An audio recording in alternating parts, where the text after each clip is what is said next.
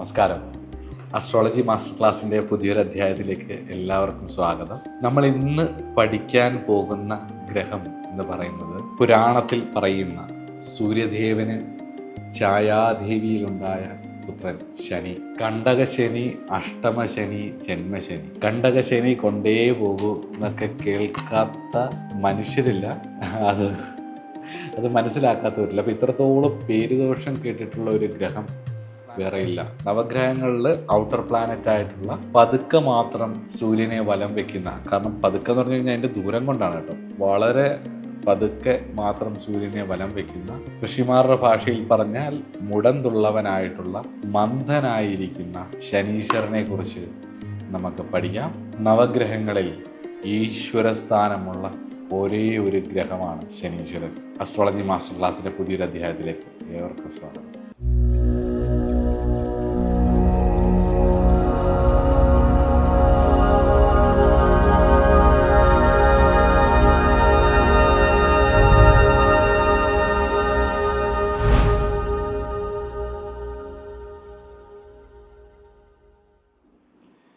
മൃത്യുവിൻ്റെ കാരകനാണ് ശനി. നമ്മുടെ ജാതകത്തിലെ മരണത്തെയും പലതരത്തിലുള്ള ദുരിതങ്ങളെയും കാണിച്ചു തരുന്നത് ശനിയാണ്. മൃത്യുവിൻ്റെ കാരകനാണ് ശനി. സന്യാസത്തിൻ്റെ കാരകനാണ് ശനി. 9 ഗ്രഹങ്ങൾക്കും 9 രീതിയിലുള്ള സന്യാസങ്ങളാണുള്ളത്. അതിൽ അവധൂത സന്യാസി, വിരക്ത പുരുഷനായിട്ടുള്ള സന്യാസി ശനിയെ കൊണ്ടാണ് ചിന്തിക്കുന്നത്. അതുകൊണ്ടാണ് യോഗശാസ്താവ് ശനിയുടെ അതിദേവനായി വരുന്നത്. ആലസ്യം, മന്ദത, സങ്കടം, രോഗം, പൗരുഷനാശം, നമ്മുടെ വ്യക്തിത്വത്തിനുണ്ടാവുന്ന നാശങ്ങൾ, വിലയില്ലാവുക, സെൽഫ് റെസ്പെക്റ്റ് നഷ്ടപ്പെടുത്തി കളയുന്ന ജീവിത സാഹചര്യങ്ങൾ, സ്ലേവറി, എല്ലുകളിൽ അനങ്ങുന്ന ഭാഗങ്ങൾ എല്ലാം, താഴത്തെ ദന്തനിരകൾ, അതേപോലെ കറുപ്പ് വസ്ത്രങ്ങൾ.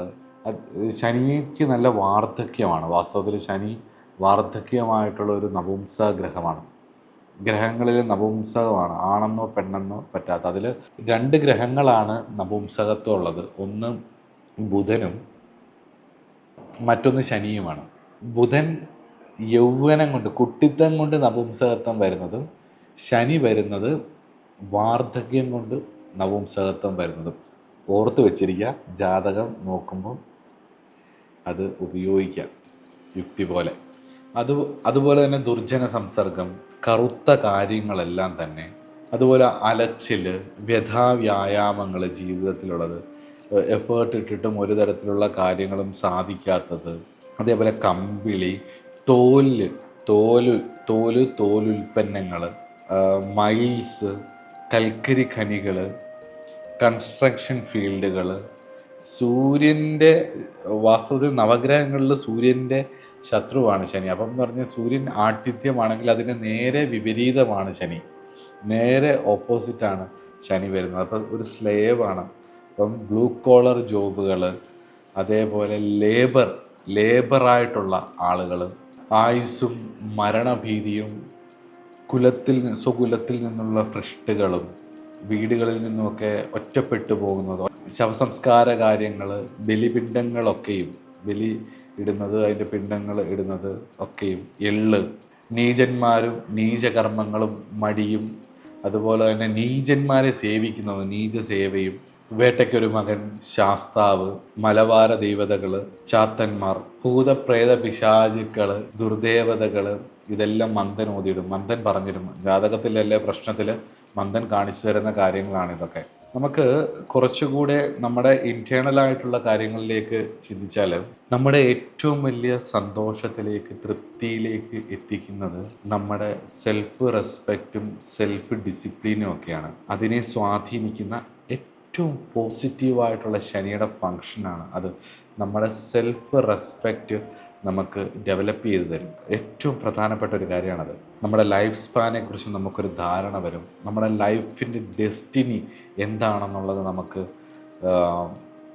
മനസ്സിലായാൽ അതിനനുസരിച്ച് ഒറ്റ ഡെസ്റ്റിനി, മോക്ഷം എന്ന് പറയുന്ന വിഷയത്തിലേക്ക് നമ്മളെ ശ്രദ്ധ ചെലുത്തുന്നതും വാസ്തവത്തിൽ സാറ്റേൺ ആണ്. യോഗാഭ്യാസങ്ങളുടെ വിയർക്കുന്ന അവസ്ഥകൾ, അറിഞ്ഞുകൊണ്ട് ജിമ്മിൽ പോയി കഷ്ടപ്പെടുന്ന ആ കഷ്ടപ്പാടുണ്ടല്ലോ, കഷ്ടപ്പാടെന്ന് പറയുന്ന വാക്ക് കേൾക്കുമ്പോൾ ശനിയെ ഓർമ്മ വരണം. അതുപോലെ തന്നെ സ്ലേവറിയൊക്കെ നിമിത്തമുണ്ടാകുന്ന ഡിപ്രഷനുകൾ, പറയത്തില്ലയോ അയാളുടെ അടിമയായി ജീവിച്ച് മടുത്തു, അല്ലെങ്കിൽ ഈ ജോലി ചെയ്ത് ഞാൻ മടുത്തു, എത്ര കാലം ഞാനിങ്ങനെ അടിമയായിട്ട് ജീവിക്കും, എനിക്കൊരു പ്രയോജനവുമില്ല, എനിക്കൊരു വാല്യൂ ഇല്ല, ഇങ്ങനെയൊക്കെ തോന്നിയിട്ട് ഡിപ്രഷൻ സ്റ്റേറ്റിലേക്ക് പോവില്ലേ, അത് ശനിയുടെയാണ്. അതുപോലെ സൈക്കോളജിയിൽ പറയുന്ന മെലൻകോളി മൈൻഡ് സ്റ്റേറ്റ്, അതുപോലെ തന്നെ സിനിക്കൽ ആറ്റിറ്റ്യൂഡുകൾ, അതുപോലെ തന്നെ ഒട്ടും റെസ്പോൺസിബിലിറ്റി ഏറ്റെടുക്കാനുള്ള ഒരു ഒരു ധൈര്യമില്ലായ്മ, അതെടുക്കാൻ പറ്റാതിക, പൊതുവിൽ ധൈര്യമില്ലായ്മ, എന്നെ എല്ലാത്തിനും കഴിയുമോ കൊള്ളുമോ എന്നുള്ള പേടി, ഒരു ഒരു ഭീതി, എല്ലാത്തിലും ഒരു ഭയം.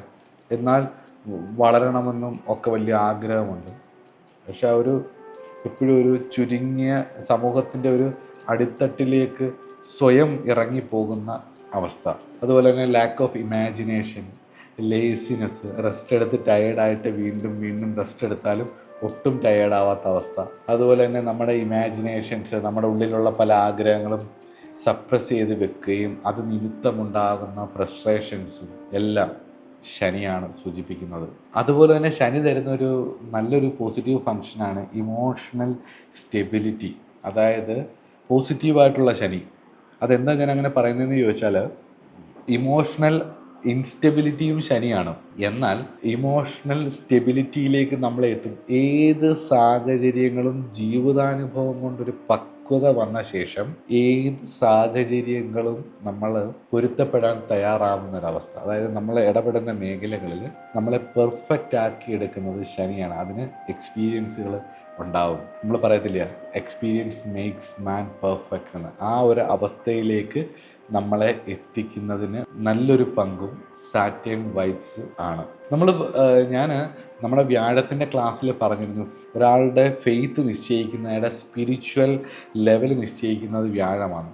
വ്യാഴം അതിൻ്റെ ഫീലിങ്സ് ആണ് തരുന്നത്, നമുക്കതിനോടുള്ള ആഗ്രഹമാണ് തരുന്നത്.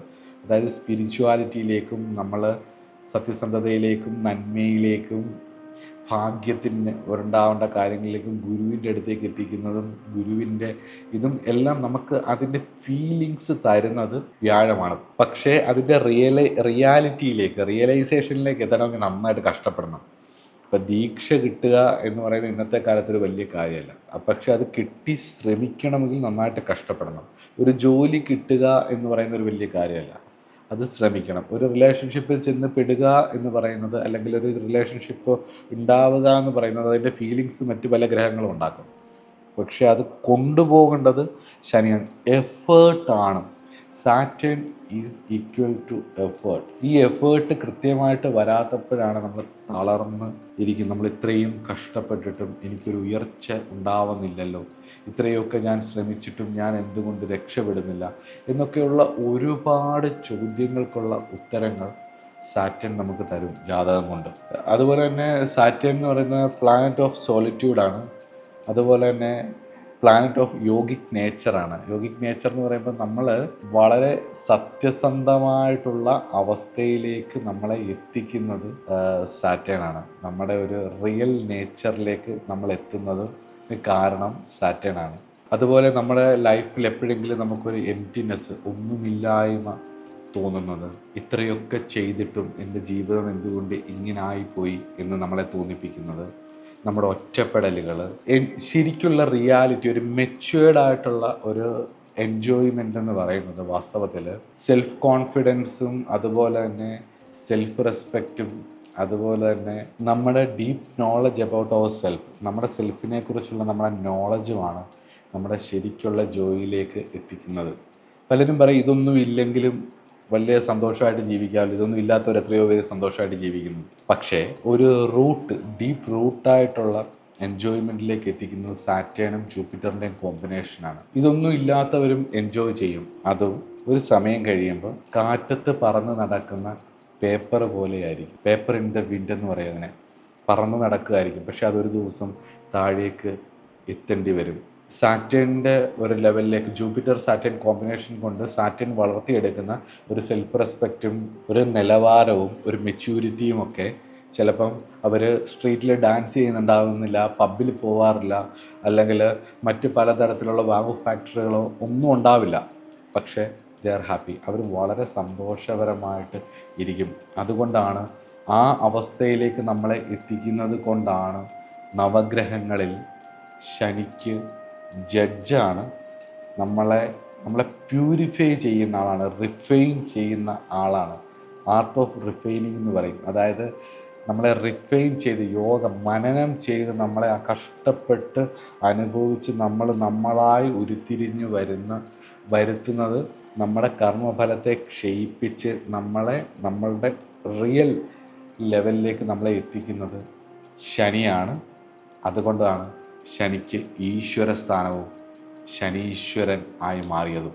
അതുപോലെ തന്നെ ഇരുമ്പിൻ്റെ സ്ലേവറിയുടെ ഞാൻ മുന്നേ പറഞ്ഞ പോലെ മയിലുകൾ, കഷ്ടപ്പാടുള്ള സ്ഥലങ്ങൾ, അതുപോലെ തന്നെ ചേരി പ്രദേശങ്ങൾ, അഴുക്ക് ചാലുകൾ, അതേപോലെ നമ്മൾ ശബരിമലയിലൊക്കെ പോകുമ്പോൾ പറയത്തില്ല ഇത് തിരുപ്പതിയിലെ പോലെ ആക്കിയെടുക്കാം എന്നൊക്കെ. പക്ഷേ ശനിയുടെ അത്ര സ്വാധീനമുള്ള സ്ഥലമായതുകൊണ്ട് തന്നെ ആ അഴുക്ക് ചാലുകളും അങ്ങനെയൊക്കെയുള്ള കാര്യങ്ങൾ അവിടെ വരും, നമ്മൾ എത്ര നന്നാക്കാൻ നോക്കിയാലും. അല്ലെങ്കിൽ അതിനുവേണ്ടി ശ്രമിക്കുന്നവരെ ശനി അങ്ങനെ ആയിരിക്കും നോക്കുന്നത്.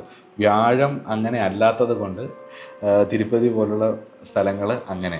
ഈ മുംബൈയിലും ഡൽഹിയിലും ഒക്കെ പോകുമ്പോൾ നമ്മൾ കാണുന്ന അഴുക്ക് ചാലുകൾ, ഇതെല്ലാം ശനിയുടെ സ്വാധീനമുള്ള സ്ഥലങ്ങളാണ്. പൊതുവെ ഈ വളരെ കഷ്ടപ്പാടുള്ള ദാരിദ്ര്യം അനുഭവിക്കുന്ന, അല്ലെങ്കിൽ ആ ഒരു സ്ലേവറി വരുന്ന, നമുക്ക് നമ്മുടെ ജീവിതത്തിലും ചുറ്റുപാടുകളിലും നമ്മൾ ആ അടിമത്വം, നിസ്സഹായത, ഇപ്പം അടിമത്വവും നിസ്സഹായതയും ഒന്നും ഈ പുറമെ പൈസയുടെ കാര്യം കൊണ്ട് മാത്രമല്ല. പൈസ ഉള്ളവർ പലരും ജീവിതത്തിൽ നല്ല രീതിയിൽ അടിമയായിട്ടുള്ളവരുണ്ട്. നമുക്ക് നിരീക്ഷിച്ചാൽ അത് മനസ്സിലാവും. ഭാര്യ ഭർത്താവിൻ്റെ അടുത്തും, ഭർത്താവ് ഭാര്യയുടെ അടുത്തും, മക്കൾ അച്ഛൻ്റെ അടുത്തും, അച്ഛൻ അമ്മയുടെ അടുത്തും, കുടുംബത്തിൽ തന്നെയും സമൂഹത്തിൻ്റെ മുന്നിൽ പറയാൻ പറ്റാത്ത രീതിയിലുമൊക്കെ അടിമകളായിട്ട് ജീവിക്കുന്ന അനവധി മനുഷ്യരുണ്ട്. അതുകൊണ്ട് പുറമേ കാണുമ്പം നമ്മൾ വളരെ സ്ലേവറി എന്നൊക്കെ പറയുമ്പോഴത്തേക്ക് അയ്യോ അത് പാവങ്ങളാണ്, സമ്പത്തിൻ്റെ നിലവാരം കൊണ്ടല്ല ഇത്, എല്ലാ തരത്തിലും അത് സ്വാധീനിക്കും.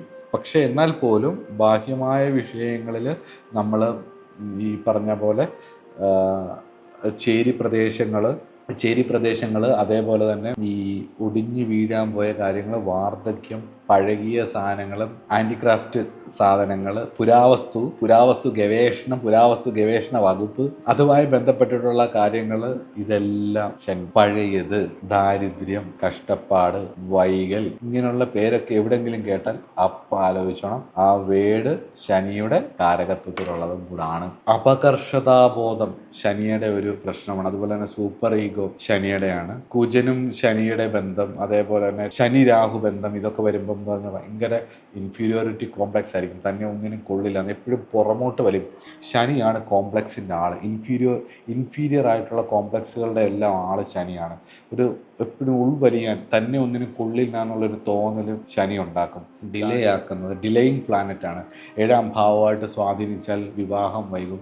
ശുക്രനുമായിട്ട് യോഗമൊക്കെ ചെയ്ത് ബന്ധം വന്നു കഴിഞ്ഞാൽ പ്രായത്തിൽ മുതിർന്നവരുമായിട്ടുള്ള സ്നേഹബന്ധങ്ങൾ, പ്രായത്തിൽ മുതിർന്നവരുമായിട്ടുള്ള അടുപ്പങ്ങൾ, അതുപോലെ തന്നെ വിവാഹ ഇതര ബന്ധങ്ങളിൽ വിധവകളുമായിട്ടുള്ള ശാരീരിക ബന്ധങ്ങൾ, അല്ലെങ്കിൽ തിരിച്ചും ഭാര്യ ഉപേക്ഷിച്ചു പോയവരുമായിട്ടുള്ള അടുപ്പങ്ങൾ, ഇങ്ങനെയൊക്കെ വരും. എപ്പോഴും ഈ ശനി 7ാം ഭാവത്തെയോ ശുക്രനെയോ സ്വാധീനിച്ചു കഴിഞ്ഞാൽ അവരുടെ ലൈഫിൽ പ്രായത്തിൽ മുതിർന്നവരുമായിട്ടോ അല്ലെങ്കിൽ പ്രായമുള്ളതിൽ വളരെ ഇളയതായിട്ടുള്ളവരുമായിട്ടൊക്കെയുള്ള ചില എക്സ്പീരിയൻസുകൾ, ചില റിലേഷൻഷിപ്സൊക്കെ ഇൻഫ്ലുവൻസ് ചെയ്യാനോ അല്ലെങ്കിൽ എക്സ്പീരിയൻസ് ചെയ്യാനോ ഒക്കെയുള്ള സാധ്യതകളുണ്ട്. അതേപോലെ തന്നെ എനിക്ക് തോന്നുന്നു ഗ്രീക്ക് മിത്തോളജിയിൽ ടൈറ്റാൻ ഗോഡ് ഇതേപോലെ ശനിയുടെ ദേവതയായിട്ടാണ് പറയുന്നത്. അതുകൊണ്ട് ടൈറ്റൻ എന്നുള്ള പേര് ഈ ശനി മിഷൻ, അതായത് സാറ്റൻ മിഷനുകളിലൊക്കെ മോഡേൺ സയൻറ്റിസ്റ്റുകൾ യൂസ് ചെയ്ത് ഞാൻ കണ്ടിട്ടുണ്ട്. അപ്പം ടൈറ്റൻ ഗോഡ് നമ്മുടെ ഇതിൽ ശാസ്താവ്, വേട്ടയ്ക്കൊരു മകൻ, മുമ്പേ പറഞ്ഞ പോലെ വനദേവതകൾ പലതും ഒക്കെ ശനിയുടെ കാരകത്വമാണ്. യോഗിമാരും അതുപോലെ തന്നെ ചൊവ്വ ബന്ധമൊക്കെ വന്നു കഴിഞ്ഞ് കഴിഞ്ഞാൽ യോഗ നരസിംഹം, യോഗ ദക്ഷിണാമൂർത്തി, അതുപോലെ യോഗ ഹനുമാൻ, യോഗ ശാസ്താവ്, ശബരിമല ശാസ്താവ്, ഇതൊക്കെ ശനിയുടെ പരിഹാരമാണ്. നീരാഞ്ജനം, എള്ള് പായസം, ഇതൊക്കെ ശാസ്താവിൻ്റെ നടയിലൊക്കെ നടത്തുന്നതും ശനിയുടെ പരിഹാരവും കൂടി ആണ്. ശനിയുടെ ധാന്യം എള്ളാണ്. ശനി പൊതുവെ ഒരു സോഷ്യൽ പ്ലാനറ്റാണ്, ഒട്ടും പേടിക്കേണ്ടാത്ത ഒരു പ്ലാനറ്റാണ്. നവഗ്രഹങ്ങളിൽ ഈശ്വരസ്ഥാനമുള്ള ഗ്രഹമാണ്. നമുക്കൊരുപാട് നന്മകൾ തരുന്ന, നമ്മളെ റിഫൈൻ ചെയ്തെടുക്കുന്ന ഒരു പ്ലാനറ്റാണ്. പൊതുവേ ശനി വാർദ്ധക്യമാണ്. ചുളുങ്ങിയ ത്വക്കുകൾ, നീണ്ട കൈകൾ, മെലിഞ്ഞ് നല്ല പൊക്കം. ശനിക്ക് ബന്ധവും ലഗ്നമായിട്ട് ബന്ധം കഴിഞ്ഞാൽ പല്ലിനൊക്കെ ഭയങ്കര വലിയ പല്ലുകൾ, അതേപോലെ ഡ്രൈ ആയിട്ടുള്ള സ്കിന്ന്. ശനിയുടെ ഒരുപാട് രോഗങ്ങൾ, പ്രത്യേകിച്ച് ആർത്രൈറ്റീസ്, ജോയിൻറ്റ് പെയിനുകൾ, ഇതെല്ലാം ശനിയാണ് കേട്ടോ. അങ്ങനെ ശനിയുടെ കുറേ കാര്യങ്ങളുണ്ട് പഠിക്കാൻ. നമുക്ക് ഫ്യൂച്ചറിൽ അതിനെക്കുറിച്ച് പറയാം. ശനി കുറേ നമുക്ക് മനസ്സിലാക്കാം. ഡെയിലി ലൈഫിൽ ശനിയും ബുധനെക്കുറിച്ച് കുറേ കാര്യങ്ങൾ മനസ്സിലാക്കിയാൽ നമുക്ക് കുറേ കാര്യങ്ങൾ നമുക്ക് ക്ലിയർ ആക്കി എടുക്കാൻ പറ്റും. നമ്മളിത് തിരിച്ചറിഞ്ഞു കഴിഞ്ഞാൽ ഇത് മനസ്സിലാക്കുക എങ്ങനെയാണ് ഇതിനെ, അല്ലെങ്കിൽ ജാതകം നമുക്ക് തരുന്ന സൂചനകൾ, ആ കർമ്മം നമ്മളെ എവിടെയാണ് കൊണ്ടുവന്ന് എത്തിക്കുന്നത്, ഏതൊക്കെ വൈബ്സുമായിട്ടാണ് നമുക്ക് പെട്ടെന്ന് അട്രാക്ഷൻ വരുന്നത്, അല്ലെങ്കിൽ നമ്മളെ ഇൻഫ്ലുവൻസ് ചെയ്യാൻ പറ്റുന്നതെന്നൊക്കെ നമുക്ക് ഈ ജാതകത്തിൻ്റെ ഓരോ ഗ്രഹങ്ങളുടെ പൊസിഷൻസും കോമ്പിനേഷൻസും ഒക്കെ കൊണ്ട് മനസ്സിലാക്കാം. അപ്പം ശനി പേടിക്കേണ്ട ഗ്രഹമല്ല, നമ്മളെ റിഫൈൻ ചെയ്യുന്ന, നമ്മളെ ഔട്ടർ വേൾഡിലേക്ക്, ഉയർന്ന തലത്തിലേക്ക് കൊണ്ടുപോകുന്നതാണ്. ഈ ലോകത്ത് ഏറ്റവും പാടുള്ള കാര്യം ധനമുണ്ടാക്കുന്നത് ഒന്നുമല്ലല്ലോ, മോക്ഷമല്ലേ. ആ മോക്ഷത്തിലേക്ക് എത്തിക്കുന്ന നമ്മുടെ തപസ്സിൻ്റെ, യോഗാവസ്ഥയുടെ, വിരക്തിയുടെ, പരമാവസ്ഥയുടെ കാരകനായിരിക്കുന്ന ശനീശ്വര ഭഗവാൻ എല്ലാവരെയും അനുഗ്രഹിക്കട്ടെ എന്ന് പ്രാർത്ഥിക്കുന്നു. ശനിവത് രാഹു, ശനിയെപ്പോലെ കാണണം എന്ന് പറയുന്ന രാഹുവിനെ കുറിച്ച് പഠിക്കാം. ശനിയെപ്പോലൊന്നുമല്ല, ആൾ വളരെ ഡിഫറൻ്റാണ്. അപ്പം അതടുത്ത ക്ലാസ്സിൽ പഠിക്കാം. നമസ്കാരം.